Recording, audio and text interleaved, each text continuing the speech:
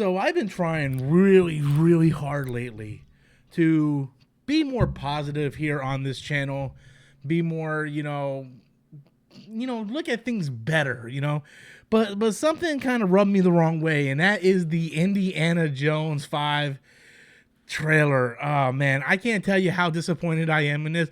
And to be honest with you, I was disappointed in this whole project from the very get-go. Like, I was never once excited. Like, I like James Mangold, right? I think he's a fantastic director. I like Harrison Ford, but there comes a time in life, right? In life where things just, you look at things and you're like, this just feels desperate. I guess that's the word I'm looking for. I understand doing stuff that you enjoy and whatnot, but I mean, is there anybody really out there looking forward to like an 80-year-old Indiana Jones? Like I'm not trying to be a butthead. Like, I'm honestly asking that because I looked at this trailer and I feel sad. I feel depressed looking at this trailer. I'm like, oh my God, this is just really, really depressing. And the Indiana Jones should not be depressing. But that's the way I felt watching that trailer. It's the same thing when I seen like Ric Flair coming back and he's like 85 years old to wrestle another match, or Hulk Hogan still trying to do it over and over again. I just have that feeling of pity for these people. And I was like, I don't know, man. I'm just I'm at a point, and I know I'm gonna have a lot of people disagree with me, where I feel like Hollywood in general is trying to capitalize on these nostalgia franchises, and at some point it just doesn't work anymore, right? There's some franchises that did it right. Like, I think Ghostbusters Afterlife did it really well. It's like you have the legacy of the Ghostbusters, everything that came before it still exists, but we're gonna focus on this younger cast and we're gonna bring in the original cast toward the end of the movie, right? I thought Cobra Kai started off very, very strong in season 1, and then season 2 they brought in Kreese, and then season 3 they brought in Silver, and I'm just like, oh my God. And then, like, I gotta be honest, I didn't watch season 4 because I was just like, man, are we serious? Like, it went from being about these kids and being about Johnny and Daniel to being about these older guys that is their legacy now, right? It's like, yeah, they're coming back and they're taking up all the screen time and it's all about them again. And that was one of the, like, people want to talk about Star Wars and how we wanted Luke, Han, and Leia to go on another final adventure together. Who wants to see the senior citizens going on yet again another adventure? And I feel like Hollywood in general, and Disney's kind of like really the culprit right now, because with Indiana Jones 5, it's like, I do not want to see Harrison Ford on another adventure. I feel sorry for this guy. Like, this guy will bust a hip easily. Like, he needs to have his prunes. He needs to go lay down. And the only adventure Indiana Jones needs to go on is the bedpan. That's it, guys. Like, there's Indiana Jones in the temple of the bedpan. That is what's going on here. Like, he is Harrison Ford can still do roles, right? Like, he's recently cast as General Ross. Perfect role for him.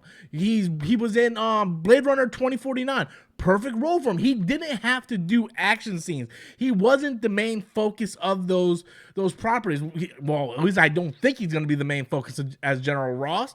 But that's the type of roles he needs to be in. I'm not saying the guy has to retire from acting because he hit a certain age. I just think when you get down to it, and we're watching Indiana Jones, and he's 80-something years old, or 79, getting ready to turn 80, or whatever he is, right? It looks really desperate. Nothing about this trailer looked good at all. Nothing about this trailer looked good at all. And it just came off very, very sad and depressing, and I'm just like, oh no, man, like, what? No, guys, no. And I really want to see Hollywood go in a different direction. You can keep these franchises, you can keep these legacy characters, but you need to be able to do different things with the legacy characters. I would have much preferred an Indiana Jones 5 with it being a continuation / reboot, where Indiana Jones is just having like this monologue at the beginning and end, like these bookends of the film, and you just cast someone different to play a young, 16, 17-year-old Harrison Ford. I would much prefer that. And before those people come out and go, well, Rob, that didn't work. look at Solo, completely different, completely different. One, Harrison Ford's character Han Solo just died in Force Awakens. Then they're like, we're gonna do a Solo movie, and then they're gonna recast someone who doesn't even resemble Harrison Ford in any shape or form. The script was very lousy. Everything that important that happened to Han Solo happened within that movie, and apparently all took place in 1 week. You know, completely different thing. They released that movie 2 weeks after Infinity War. They released it in the middle of the summer instead of the Christmas. There was a lot of things wrong with Solo. It wasn't just because they recasted Harrison Ford. You could easily cast someone else to play Harrison Ford's character in Indiana Jones and have Harrison Ford be a part of the movie, telling the tale of like this adventure that he went on. Right? Solo did not have Harrison Ford in it. It was just a whole different thing. And to me, I just looked at this Indiana Jones trailer and I'm like, why? Like, who's going to see this? I talked to my friends and like nobody's really interested in this thing. I think 1 or 2 people on my Facebook account is actually like, yeah, man, this is what I want. And I'm like, hey, I'm happy you guys are all for Harrison Ford getting Jello and getting a freaking sponge bath. Like, I'm so happy that all you guys are getting at. Harrison Ford and the Legend of the Sponge Bath, followed by the Temple of the Bedpan, and was the Last Jello Crusade. Like that's what's going on here, man. It's really depressing. And I think we're getting to a point where Hollywood is trying to capitalize so much on nostalgia that, you know, and I don't blame Harrison Ford for coming back. If they were like, hey, yo, you want all this money and I feel like I can still do it? Absolutely. But I get a Ric Flair, Hulk Hogan type feel with these, man. Like when you see these wrestlers and they're like, you know, and they're like Terry Funk and they're like 75 years old and they're still wrestling and taking, you know, chair shots to the head. You're not like, oh my God, this is man. You're like, man, this is sad. It is very, very sad. It is very, very depressing. And when I seen that trailer, like, it did not make me want to go pre-order any tickets.